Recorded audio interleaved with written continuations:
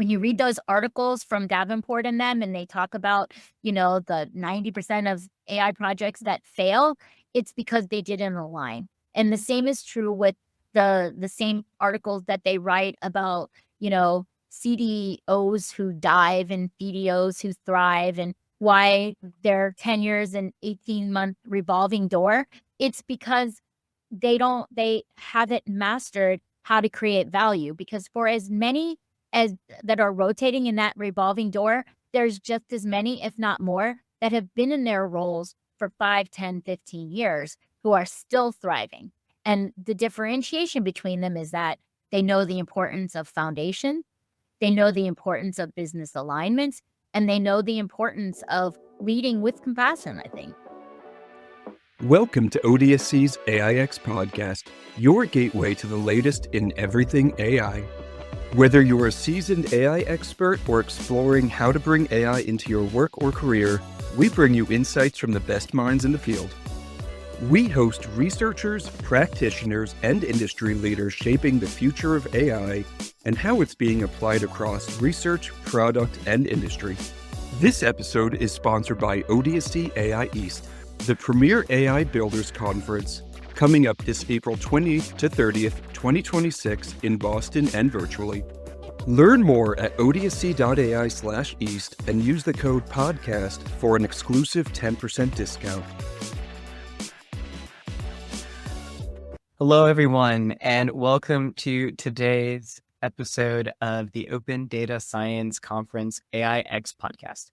I am your host, Cal Al-Dubaib, and I am very excited for today's guest, Salema Rice.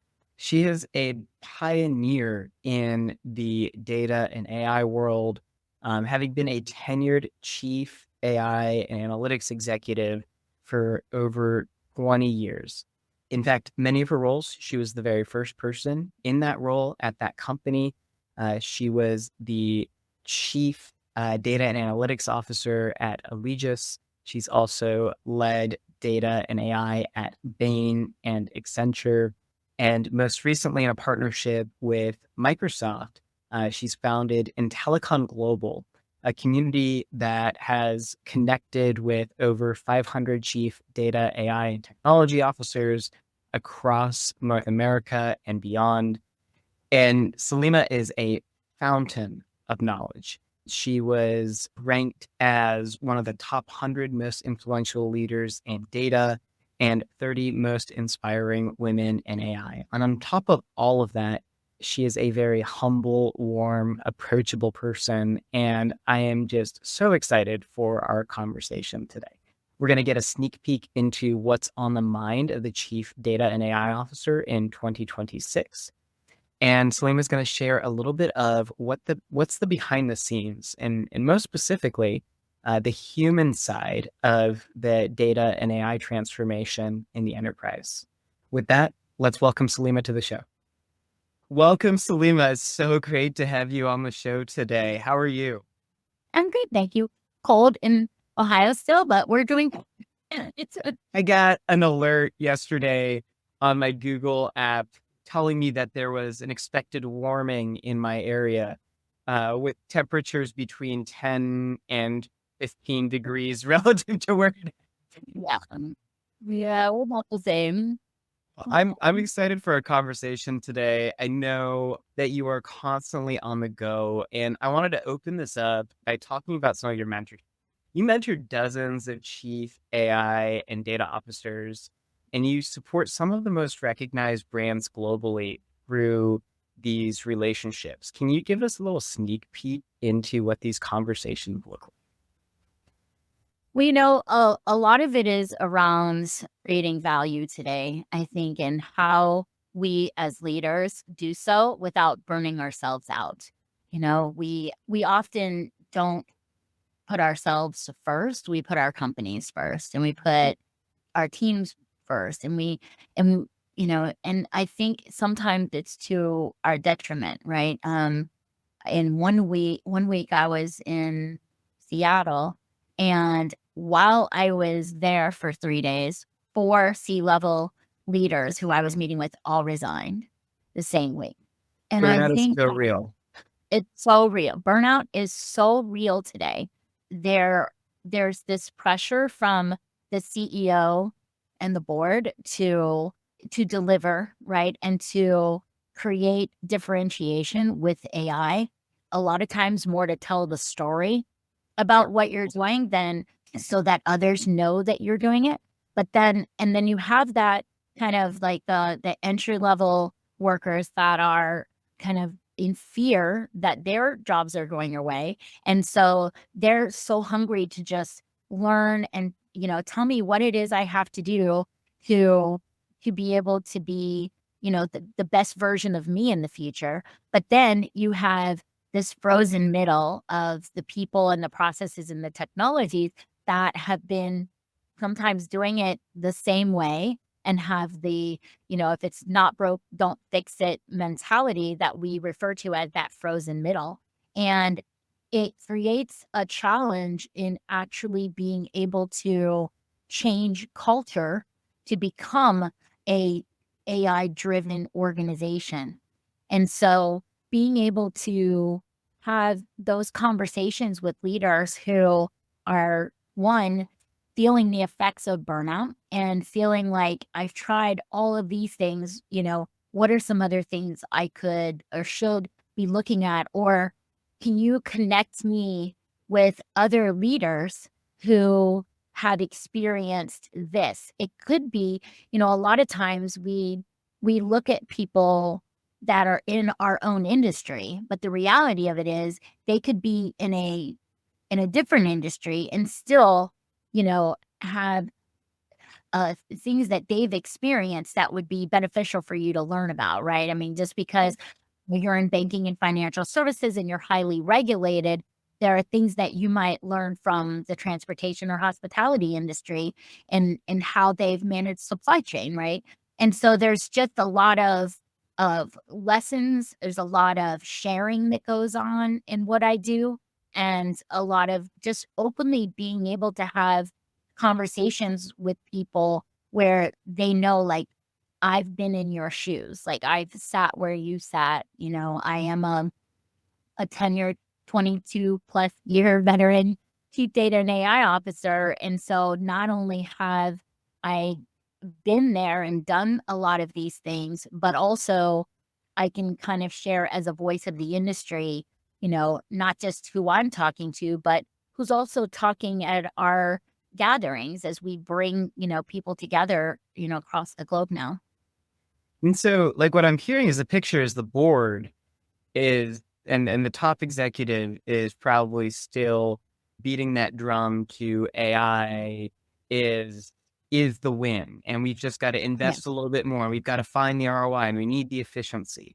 And there's some truth to that. And then there's the bottom level, the worker saying, okay, tell me what you want me to do. I'll do it. I'll get it done. And then there's the reality of there are these systems and processes.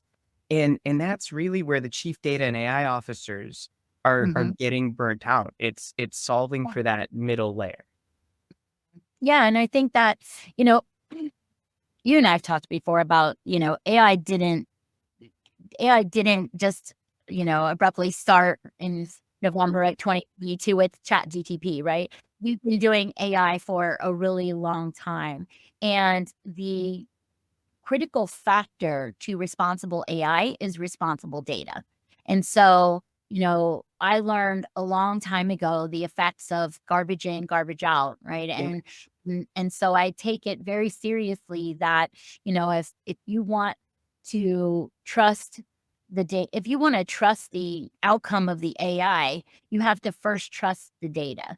And trusting the data starts with trusting me.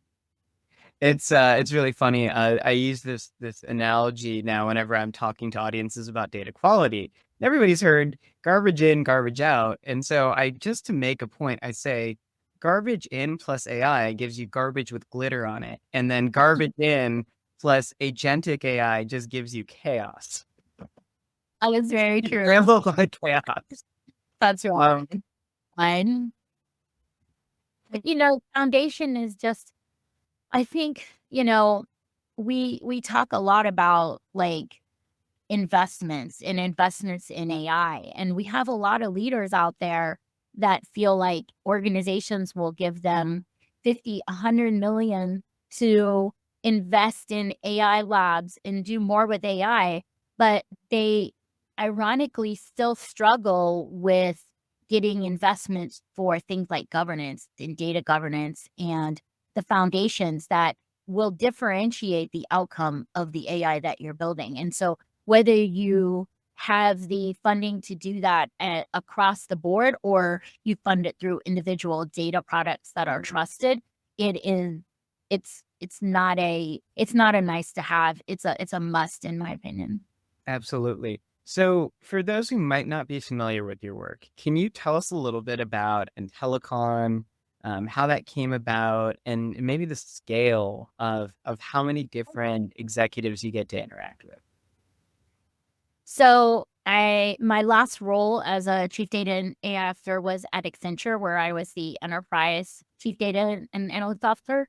And when I left there in January of 2024, I really just intended on being a strategic advisor to private equity investment management firms and really being like digging into continuing to mentor and coach and I had joined a few boards and thought that that would be it. And then about 6 months into it, one of my mentors, Thornton May, who is an IT futurist, he had built a program at Ohio State University, the Ohio State University, 23 years ago called the Digital Solutions Gallery. And about 21 years ago, he invited me to one of these events in Florida. So they started at Ohio State, but back in my early stages of my leadership part of my career, I didn't attend the one in Columbus. I attended the one in Florida. And if you can imagine, 55 senior leaders, primarily CIOs, CTOs from Fortune 500 companies. So I come into the room a first year. I don't even have the C title. I'm, heading data and analytics. And I come into the room and I'm at a table with Jack Levy from UPS and Steve Wow. Davis, Disney, and Dick Daniels from Kaiser. And these guys, I mean, I honestly felt like when I met Jack, I was like kind of shaking a little bit and I was like embarrassed. Like it was like, you're like Batman to me. And I'm sure he thought I was something crazy.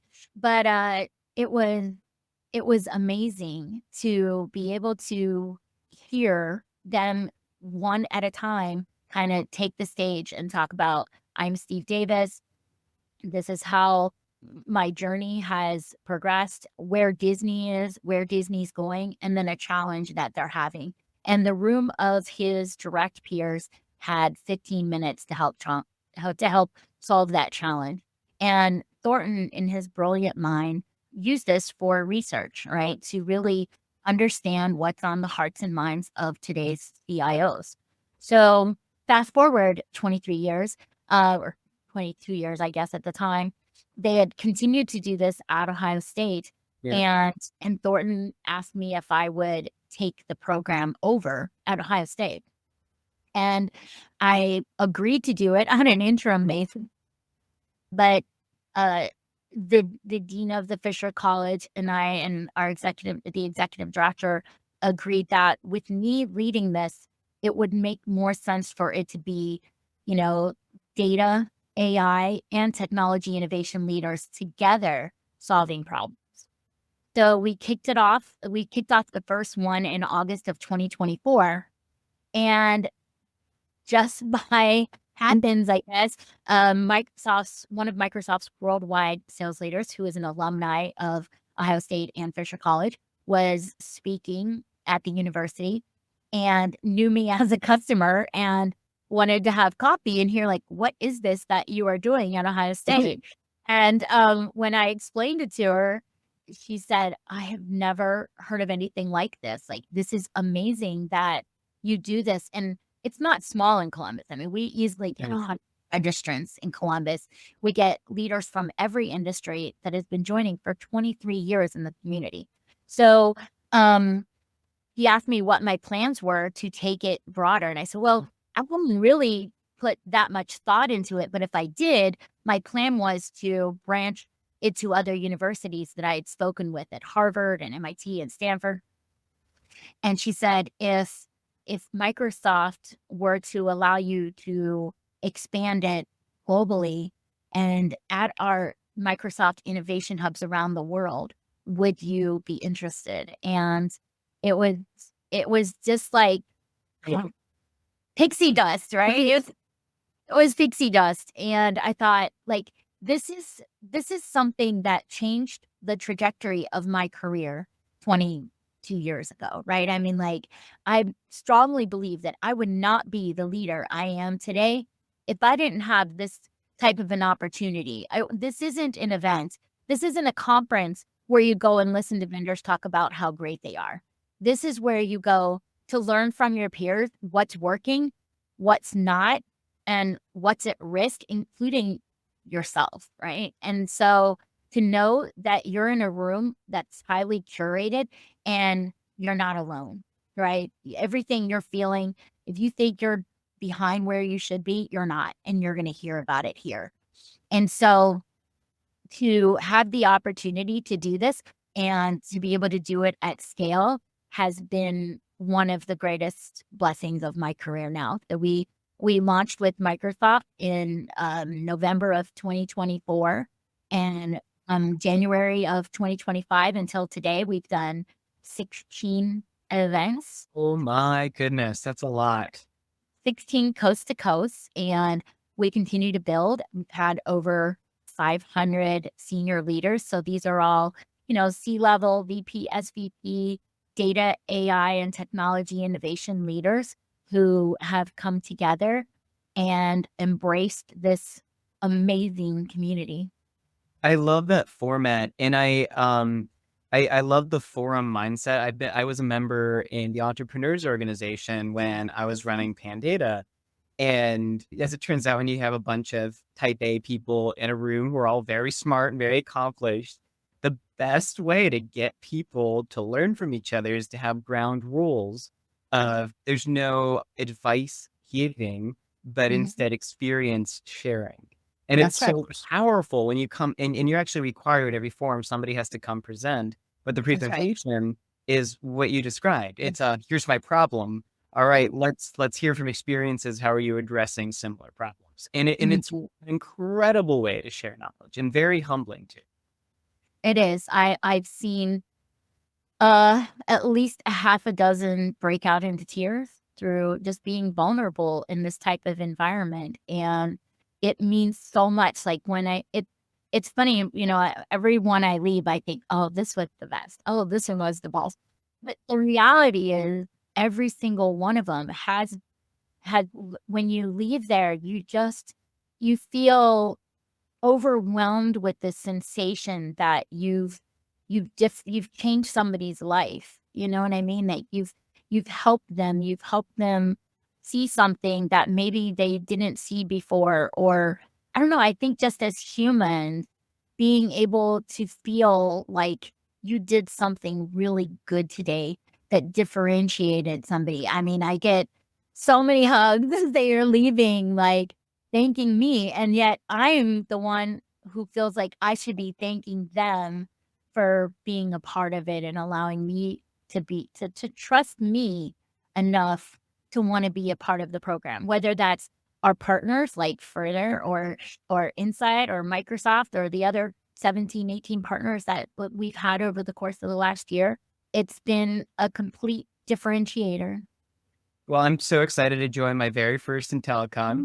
And that's happening just a couple weeks. So right around this going live. I love it. I'm intrigued. You are a data and AI leader and a senior executive. Both of these are pretty scary things to most people, at least.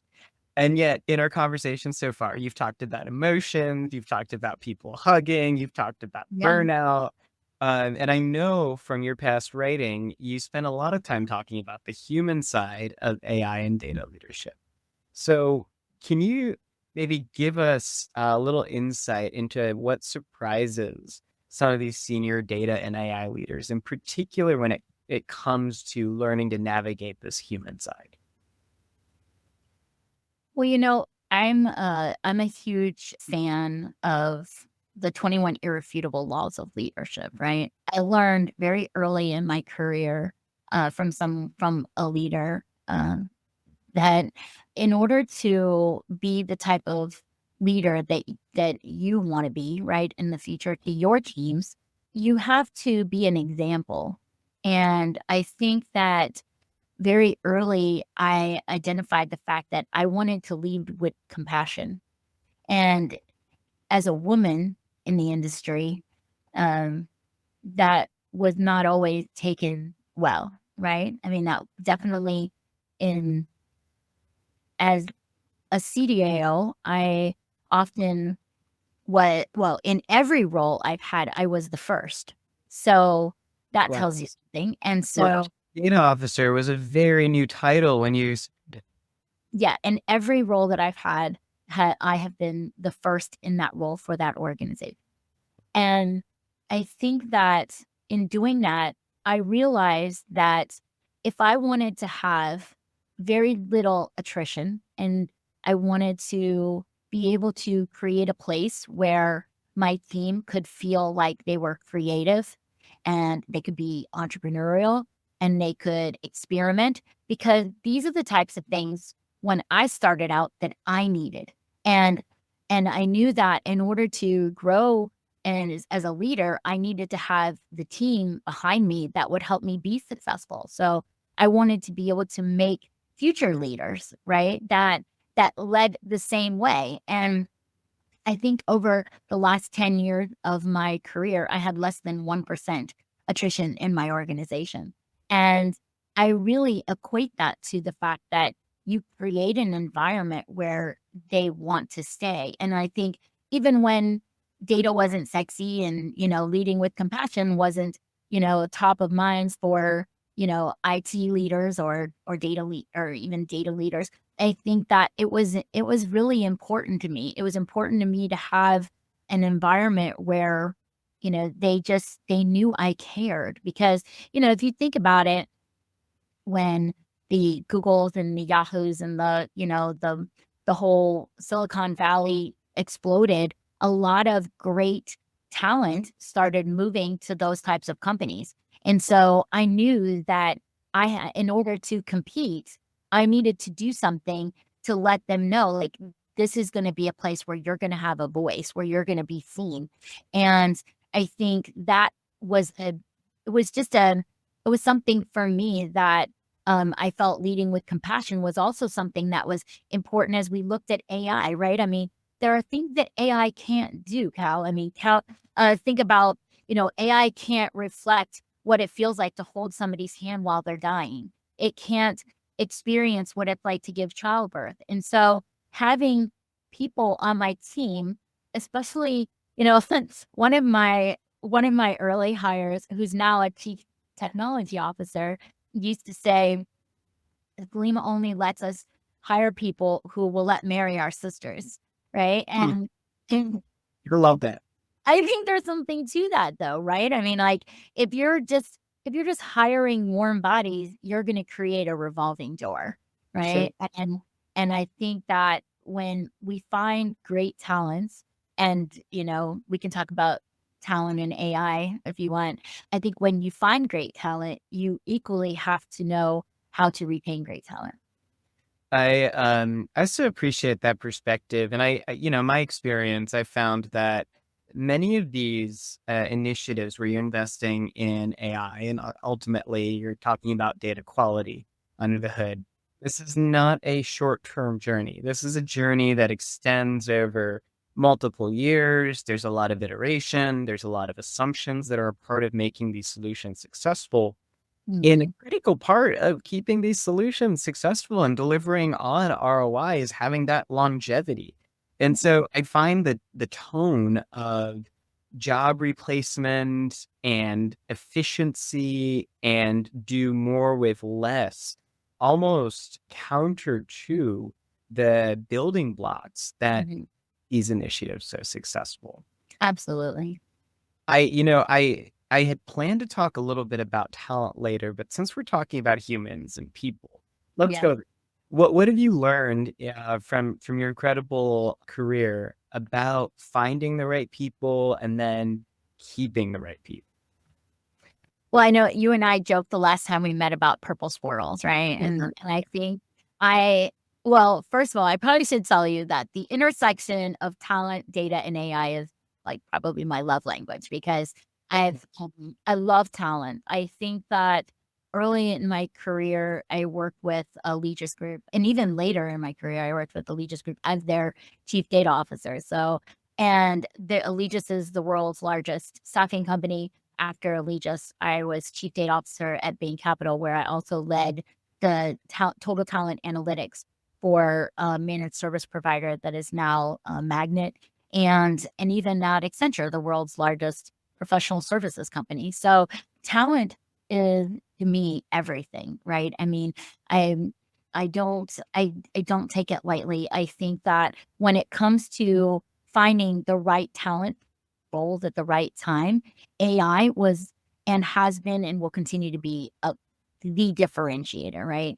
When customers would say, and I used to joke about the purple squirrel is like, I'm looking for, I'm an automotive CIO and I'm looking for 200 JDE developers with and like find one good, right? And do at times is an RFP. That RFP would go to 100 different companies, and then they would wait months to try to find this type of talent. And so Yeah, it does make as we learned about, no, it doesn't. Time you get them, the competitor is already on where you be.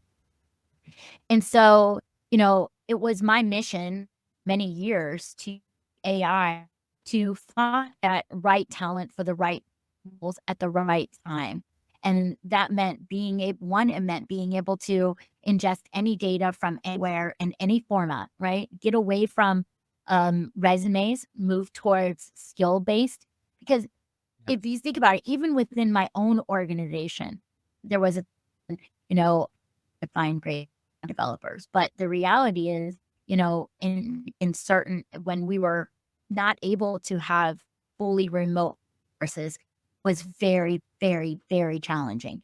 And so understanding, well, what the skills that make great Python developers, the Java developer, I know for a credible Python developers. So inferring skill, right? Inferring skills, using gamification even to identify people who have those became more became more relevant and actually way more practical and way more accurate than anything we could have done and using, resumes and filing cabinets. That's really cool. And I can think of there's a handful of individuals I've hired over my career that no matter what role I'm in, no matter what leadership position I'm in, I would hire them again and again with the full trust that no matter what changed in the industry, these individuals would have what it takes to adapt to those changes. That's Um, right. and one of my favorite rules in hiring was, could I see myself reporting to this individual? Would I be willing to work for them? Yeah. And so that's also another one that I love to track well, because should things change, I would be very comfortable trusting their leadership as well. That's right. And I think some of that comes down to like if you get away from like, do you know this application, right? I mean, think about, when big data, when I used to call them big sandboxes, but big data one Salema trade, crashed so many Hadoop servers back in the day. So yes. right? That's right. And like overnight, there was like 100 new applications, Pig, and I mean, so many different tools out there. And it was like, if you want to be successful, stop hiring people who have a certain tool set and hire people who think outside the box, who are creative, who, look for ways to experiment, who can have business acumen, right? I mean, a big part of the success of my organizations was adopting to an agile environment way before the rest of the data world was doing it, right? Agile development was mostly for app development, not data teams. But my teams adopted to that almost 15 years ago. When we thought like, what a way to elevate if we can have IT, data, and technology, and maybe even risk sitting at the same table, problem solving. So I remember a day when I went around the room and said, nobody's going to have a title anymore. You're problem solver number one, your problem solver number two, your problem solver number three. Like, because that really is what it comes down to. Even as a leader, like, I see myself as a problem solver, and I expect that of the people in my organization as well. So there's a really exciting project you just finished with Microsoft, if I'm not mistaken. And I think you called it the Data Leadership Blueprint. Can you tell me more about that project and how it's evolved? So it is not launched yet, and I don't know if that will be the official name yet, but I did finish the content yesterday. So this is something I've been working on for several months now. And basically, a lot of times I get the opportunity to talk to senior leaders who are just really doing something I think should be heard. And so as I come across them at our event that we go to, I want to take the time to like, let's sit down and have this conversation, because it's important that, we go beyond sort of just the C-level leaders who are in the room to be able to learn from today's leaders. And so I went through and I picked one senior leader from each industry. Okay. And talk to them about the hard stuff, about culture, and about value, and about change and talent, and all the things that they've been doing to be able to create an AI-driven business transformation within their organizations. And so in addition to that, I went and looked at all of those same questions that I posed to them and went back to each of our communities and looked at, what is input from Chicago? What is input from Southern California, Seattle, fully anonymized. But I mean, thinking about how each community, what we heard from every community. And so Microsoft had actually come to me in November of last year and said, we would love to do an ebook with you. And they asked me, like, if we did this, what would you like to do? And that was the evolution of this, is to actually, collaborate on this ebook that we could share with the world on not just, how, I think how in 2025, a lot of the discussions we had were about what is AI, right? Like, is it artificial intelligence? Is it applied intelligence? Is it augmented intuition? Like, like, what is it? And then it was, well, how would it help me? And so we did a lot of pilots where I think 2026 is really about moving from that noise and hype to actually creating impact and value. And so the timing of this was really important to launch in February after we completed our first IntelliCon Americas. So in a couple weeks ago, we brought all the communities together that we met with, and we did one kind of virtual event with everyone for 90 minutes and just talked about, this evolution that's happening. And it was as magical as an in-person event. And so the launch of this will complement all of those things. And yeah, so it's coming in the next couple of weeks, and we'll be doing a webinar with Microsoft on the topic as well. I'm excited to dive in. I've got two follow-ups for you. So the first, actually, I'll give you both of them. Across all of these different communities, what were some of those? What are the top two patterns that just kept showing up everywhere? And then contrast that with maybe what were some regional distinctions that surprised Mhm. you? Oh, so we talked a little bit about foundation, right? Andre Vargas from Creative Artist Agency kicked us kicked us off, I think, last year with a topic around data quality. And, Creative Artist Agency is the agency that finds talent, right? Like actors and for talent. And so one, I think him being very open about the fact that like data quality, even in their industry, how important it's so important, right? I mean, in banking and financial services, we've always had the funding to put very tight regulatory controls in for, for things like that.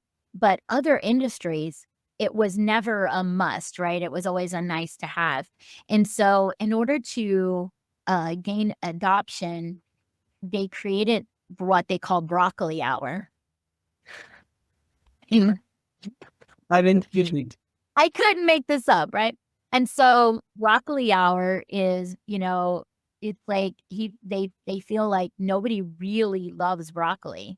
And yet it's good for you. And so you're supposed to eat it. And so broccoli hour is a time when you spend doing those data quality things that will make the outcome better. And so I think what was fascinating to me was, how many people chimed in after that and talked about all the creative ways that they've been building foundation in industries that weren't regulated, right? And so even with data products, I for many years worked in industries where, maybe we didn't have the funding to do advanced data governance, even though I spent many years in banking financial services and was an adamant believer in the power of those types of things. Getting leadership to fund them is very difficult for chief data officers. And so Oh we my, like yeah, I've been in so many scenarios with companies very well established, really. like actually play a very important part in the economy. And then I learn the state of maybe how much is left to be done. And it shouldn't surprise me anymore. That 100. Right. Right. And so, I think that what surprised me too, the leaders looked at instead of boiling the ocean and looking at how to make ensure that the data was fit for fit for use, right? That they got creative, whether that was with data products and making sure that, for this particular data product, it may only contain 50 of the most important data elements that I'm going to ensure have checked all the boxes, right? And so I think that was it's not surprising to me, I guess, as much now, but going into each community that we're still having the conversation of why responsible data is important. Like like that to me. And I think that but because I started in, banking and financial services, I was always pressed for that, Basel BPS, and yet to hear leaders across the globe talk about, you know, how creative they're being to make sure that the foundation is there. I just love those. I love those stories, and I love how much impact it's had on other communities for them to hear about it. So those are the types of voices that I try to elevate and try to get them to kind of share those stories. One of my most fun reads this year was the State of AI or Data and AI survey that was run by Tom Davenport and one other individual. And they just wrapped that up in December. They had Yeah. 100 Fortune 500 data and AI execs. And so 99% of them say yes. Investing in AI is organization's number one priority. And then Mhm. unsurprisingly, 97% of them are saying, yeah, going into 2026, the number one interest is now data quality because Nice. boards have all found out this magic thing called data quality Yeah. actually controls your destiny with AI. I think I don't know if it was Google who published it, but in December of 2022, Yeah. it was like on one day there was like the top thing, that was Googled was, obviously Chat GTP. And like the following week, it was data governance. I'm not surprised at all. That's incredible. Yeah. Um, so in addition to this project you have with Microsoft, you also run the Pulse, and so you hear regularly from these C-suite leaders. Yeah. What can you tell our listeners about the Pulse and maybe how they can learn about it? So we haven't published the pulse to everybody yet, but we will in 2026. So the pulse was kind of our experiment for 2025. Every single month, I would take all of the events that we would do. We typically do one, sometimes two community events each month. But Mhm. then I would take kind of like all the conversation notes that I had with leaders and put together what we called the pulse, which is what are three of the most relevant actions that we've heard this month? Like, that's on the tops of minds, like you said, the tops of minds for the past month. What were the three that just stood out the most? And then we look at like what is two quotes that we heard from leaders that really resonated. And then we picked one action item, like one thing that you can do. And one of the reasons I did this was because I think I had a vision that one day I wanted to do an ebook or maybe even a book about it and really talk about like here's what we heard. Here's why it matters. And here are some actions you can take to do something about it. And so the pulse is like a monthly way to do that. And then this book that we're doing with Microsoft brings that together at the end of the year. So my idea is like we do a monthly pulse. And then at the end of the year, we do a reflected book that really brings the whole picture. I love that. And that sounds like a treasure trove of insights, especially to be able to mine so many executive leaders in data, AI, and technology. And I like the 3-2-1 format. It's very simple. It's simple, and I think as leaders, there's a lot of books I wanna read, but I don't always get to them, and there's a lot of email that are long and stories that I wanna be able to hear, but sometimes I only have time for a 5 minute, and so I always felt like if I only had time, to do I mean, honestly, in my career, there were a lot of years where I didn't even have time to go to events, and so I would make time to go to what is Intellicon Global now, like, that was my if I didn't go, I had severe FOMO of not being there. And then the second thing would be, like, what is that one thing I wanna make sure that I read every month? And so to be able to produce that now it was something that was very dear to me. It's there's too much to know. There's too much to know, and so it's nice to have those trusted sources where you can It get a is. quick, digestible hit. Um, It's curated, yeah, I mean, we can there's so many voices out there. There's so many websites. There's SIs and ISVs and research companies. And I always wonder like how curated is it? Because, you know, what we produce is 100%. And and we don't do it for profit. I know I'm not going to get rich doing what I do, Cal, but I love what I do so much. And I think that the more as leaders that we help each other, the more successful we are as humans. well, I think that's part of the reason why you've been able to navigate being in this position for as long as you have and being the first in so many different things Yeah. because there was no playbook. And I have to reflect on my own entrepreneurial journey of, man, there probably could have been much lower effort ways to generate the same amount of income. Why? Really?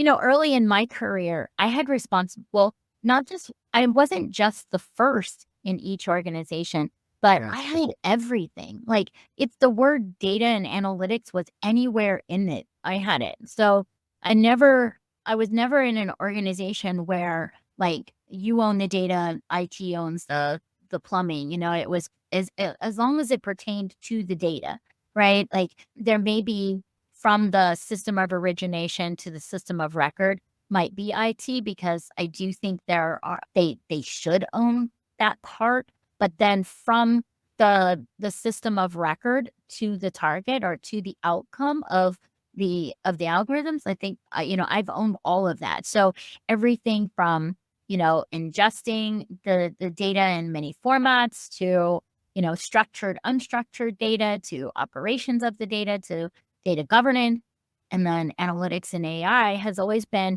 part of what I've been the leader of. And so I think that as what we see today as CDOs is very different, right? Like, I talked to a lot of them about what it was like to be what I call a fifth generation CDAO, right? In the sense that, like, when I started in this role, my job looked more like being a bailiff. And then I became the lawmaker. And then I got to be the builder. And then I got to be the value driver. And then I ultimately got to be kind of the strategic driver. And now I'm kind of a strategic advisor. But I mean, I think that evolution is not what most CDOs have today. If you think of like a CIO, Yeah. a CIO often has almost like I don't want to say it's cookie cutter, but you can take 10 different CIOs from 10 different industry organizations, and there are many, many similarities in their job description. A CDO in retail might report to the chief marketing officer, and CDO in banking may report to the CIO, but they may also report to the chief risk officer. So it just depends on where data lives. And, if you are an organization who wants to have, one throat to choke or one back to pat, it depends on, who owns the data in that organization and why it's important. I have several chief data and analytics officers in health and life science who manage supply chain and report directly to the chief financial officer. So it's their roles and their responsibilities look very, very different. So you can rarely pick up one C-level leader in data and AI and just automatically assume they would be a good fit for another, because a lot of it comes down to like what really has been the most important components of their role for that organization, for that industry. It's so functional. And one of the favorite quotes I heard this past year is a reminder that folks don't buy AI. They don't even buy analytics. They buy the business outcomes of the use of analytics or AI. And it's so different depending on what you're trying to accomplish. Are you optimizing supply chain? Or are you trying to get more clicks on your retail catalog, convert more customers? And that takes a lot of different types of business acumen. Yeah, I think too, when oh, go ahead, sorry. No, I was going to I say, was I think we have a little lag. Go ahead, Salema. I think there is a little bit of a lag. I was just going to say that, we can't forget about culture, right? Because for the last, I don't know, close to 10 years, I think we've done a survey at MIT where we survey the chief data and analytics officers. And for close to 10 years now, culture is still the number one challenge that they face. And so, and that was something that, didn't surprise me, but I think that it being something that is so recognized today, right? Like we talked early today about the frozen middle, but AI has put so much emphasis on culture within an organization because, they I think so many people see the value of AI, right? Like how can a every going back to talent, every job in the whole world, I believe, will be X plus AI in the future. Like to Sure. me, that's not a question. But I think, there are components of that culturally that we have to be conscious of, right? And so when we think about changing the culture, it's about helping people to learn about what it is and what it isn't. And, where should we be using AI to reduce costs? Where should we be using it to increase revenue? Where should we be using it to be more efficient or to be creating a better customer or employee experience? And then where should we be using humans in the loop to make those same things true, right? Like think about early on recruiters. I can't tell you the number of hundreds of recruiters that would say she's just trying to make our jobs go away. No, I'm trying to make you do what AI can't do and help you automate those things that you're doing that probably shouldn't be doing because AI can actually do it better than you. But AI isn't going to have a better conversation. They're not going to be able to talk to people about, the things that matter most to them. Somebody moving a job is one of the biggest changes for us as humans, right? It's like death, life, marriage, and job change, right? It's like so I think So it's important, that we remember that.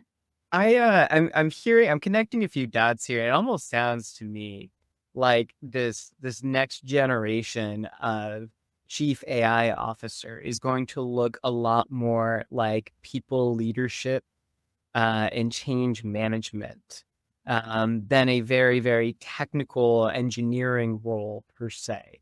I'm curious to hear you react to that. I think it depends who they report to, Okay. right? In an organization where the leader reports to a CIO, then or I guess I shouldn't just say when they report there. I honestly, Cal, I think having a very broad background is important.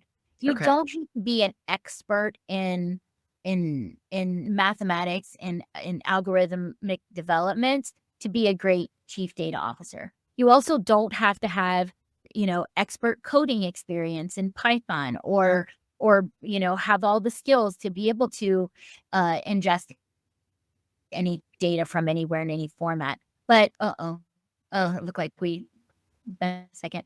But I do think that as leader, we just you have to be the change agent. You have to be the person that when the CEO wakes up in the morning, they know who the change agent is within the organization. Whether you So having a good understanding of the business is critical. Uh, I often tell the CEO that I work for, at any company, like your goals are my goals, right? Like your baby's my baby. And so understanding that, understanding why everything we do impacts the goals and objectives of the business. So does it align? And if it doesn't, it's just noise. Don't do it. Right? Sure. Because when you read those articles from Davenport and them, and they talk about, the 90% of AI projects that fail, it's because they didn't align. And the same is true with the same articles that they write about, CDOs who dive and BDOs who thrive and why their 10 years and 18-month revolving door. It's because they haven't mastered how to create value, because for as many as that are rotating in that revolving door, there's just as many, if not more, that have been in their roles for 5, 10, 15 years who are still thriving. And the differentiation between them is that they know the importance of foundation, they know the importance of business alignment, and they know the importance of leading with compassion, I think. Well, that's a great way to connect the dots here. So if you want to be a successful chief data or AI officer, you've got to have that P&L business mindset. You've got to have empathy for people. You've got to know how to ask the right questions, and then how to align what you're doing with business outcomes. Absolutely. Going into this next year, what mindset um, do you think will be most valuable for aspiring data and AI leaders to cultivate? Well, we talked a little bit earlier about, last year was a lot about what is it and why is it important. And we did a lot of pilots, and I think that this year we really have to focus on turning that noise into impact and value, even if it's small value. Like we have to be able to we have to be willing to seek to understand what are the painkillers, because there are painkillers in every organization. And if you need a painkiller, you probably shouldn't be taking a supplement, right? And so that came up in one of our Yeah. conversations, and it really resonated with me. I was like, no doubt. Like, how many times have somebody tried to do that? And so, you know, I think that for 2026, just, as we talked as leaders about what do we want to do different in 2026, it was that. It was, let's talk about how you're really creating value and what does that look like, even if it's this big or if it's this big. Like, let's hear those stories. Let's talk about what's working and what's not, and how to just really become differentiated in this new era. Do you have a story or a particular instance of this that like resonates with you about not taking the supplements if you need a painkiller? Oh, I don't know. There's many of them, I guess. Even in my own journeys, I've had, I think probably one of the biggest for me is the dreaded dashboards, right? I mean, like, I've wanted to do away with dashboards for as many years as I've been in the industry. At least dashboards that are just simply a rearview mirror. Like, if your dashboard just tells you this is what happened and that's it, and it was a time in the past, like, who cares? Like, I mean, if you're running reports at the end of the month and those reports are producing a dashboard about what happened the last 30 days, like, you probably missed the opportunity, right? And so I think, when we look about at the pain that organizations go through, it's, well, the end of the month is here and now I see what happened and I'm like, oh crap, like, if I'd have known about this, this probably we could have fixed it. And so Yeah. I think within my own organization, being able to have real time or even near real time analytics about, and changing the direction of a dashboard to becoming an interactive opportunity to see, here's what happened, here's why it happened, here's what's likely going to happen next, and then using AI to give you action that you can do to differentiate the outcomes. And like I said, in either real time or near real time, like, that's where we are as a society. So I think, whether it's the pain of having to realize that 30 days ago we had an issue and I'm just, resolving it now 30 days later, or if it's something that literally is happening in real time. I think there's so much opportunity today to be able to create better experiences for our customers and better experiences even for our employees. I think no employee should wake up tomorrow and feel like they've been they've been replaced by AI. I think those companies that are out there that are looking for ways to use AI to be more efficient should also be looking at, how do I upskill and reskill the workforce of the future? And so there's lots of those painkiller stories too, that other painkiller stories out there. And it also sounds like it takes a little bit of courage to be willing to say, you know what, this is a mid-sized win, and that's good enough. Let's stop Oh, scratching our heads or take some courage to say, I don't even know if we need to automate this. How about let's delete this? yeah. Uh, and I've seen some of those dashboarding Mhm. scenarios where it's like, oh wow, we can use AI to get this resolved faster and more efficiently That's when right. that data point wasn't really serving them at all. They needed to be asked Mhm. a question like what is causing the outcome or what action should we be taking differently? And it's really fascinating to see organizations start to grapple with just because we can should be. That's right. You're absolutely right. It's just it's a mindset change, right? Yeah. It's helping people, I've always been a fan of data literacy and AI literacy, and I think that but organizations that have been successful at deploying those types of programs, it doesn't start with the chief data officer. It starts with the CEO, and then it goes to HR, and it becomes a part of the organization. It's who we are as an organization. If we're going to be the type of organization that a lot of companies can say we're data and AI driven, but to do it in a way that the confidence is there, right? Like not just that you believe it, but that your customers trust you, that your employees trust you, that what you're doing is responsible and unbiased and ethical and you know it's it's not something that happens overnight, but I think that with the right training from the top down, we are seeing it. We're seeing many CDOs are talking about how they are changing the culture and creating value in their organizations, and this is just one of those kind of it's just a component of it, right? It's not one and done, and it's just like data governance, right? Like, never will I say like, "Oh, yeah, we're done, like, we completed." But, like, it's a Mhm. journey, and I think data and AI literacy is gonna continue to be a journey, right? And Okay. Changes.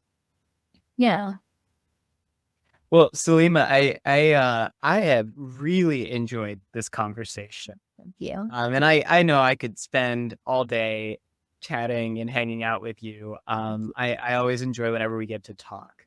As we wrap up our conversation here, do you have any parting words of wisdom for our listeners?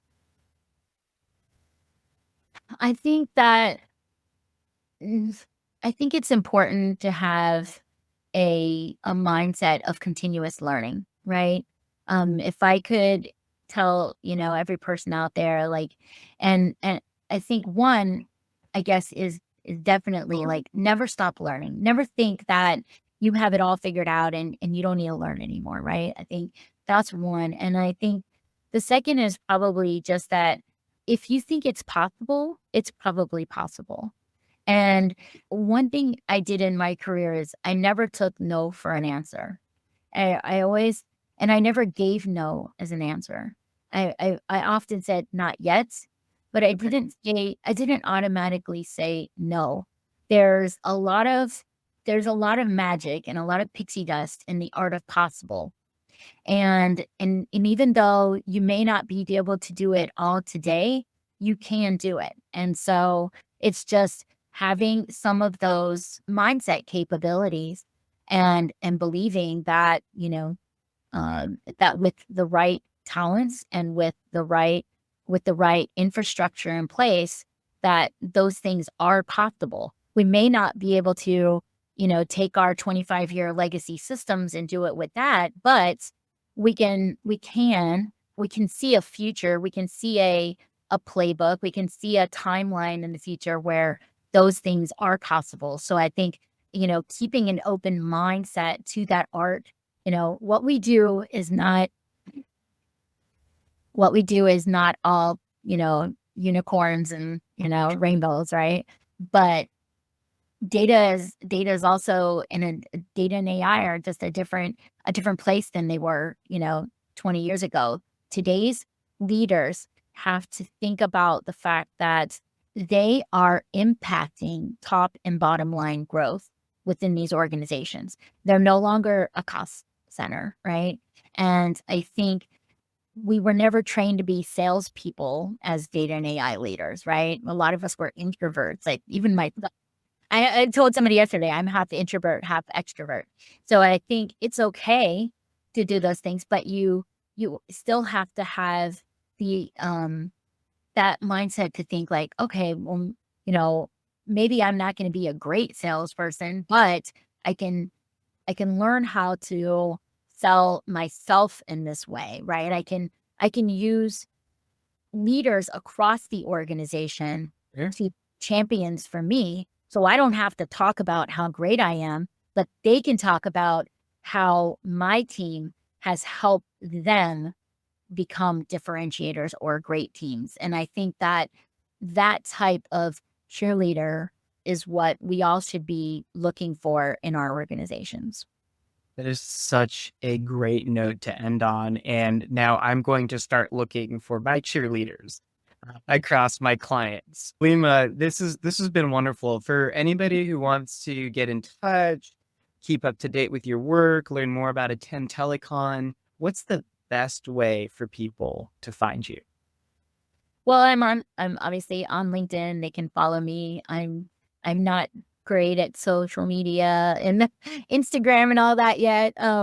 But I think just following Intellicon on LinkedIn is important. You can go to our website and you can sign up to get like information as we deploy it. So as we evolve the pulse, we are going to send the pulse to our community. If you are a senior leader, you can join the community. So there are things that we only share that are outcomes from the events, the community gatherings that we only share with the attendees who attend those events. And we do that through an app called the Intellicon Global Community app. It's on Apple and Google. And so being a part of that community allows you to interact with the other members of the community and to get the recaps and the pulse as it's actually produced. That's incredible. Thank you for sharing that resource. And we'll be sure to drop some of those links in the episode. Definitely. Thank you so much, Cal. It was a pleasure. Yeah, I'd love to have you, Salema. I can't wait to see you in person soon. Thanks. Take care. Bye, everyone. This episode is sponsored by ODSC AI East, the premier AI Builders Conference coming up this April 20th to 30th, 2026 in Boston and virtually. Learn more at odsc.ai/east, and don't forget to use the code PODCAST for an exclusive 10% discount. Supporting our podcast by subscribing not only helps our small dedicated team at ODSC AI, but also unlocks exclusive benefits for you. Your engagement directly contributes to the growth and success of our community. Please subscribe now and don't miss out on the next enlightening episode.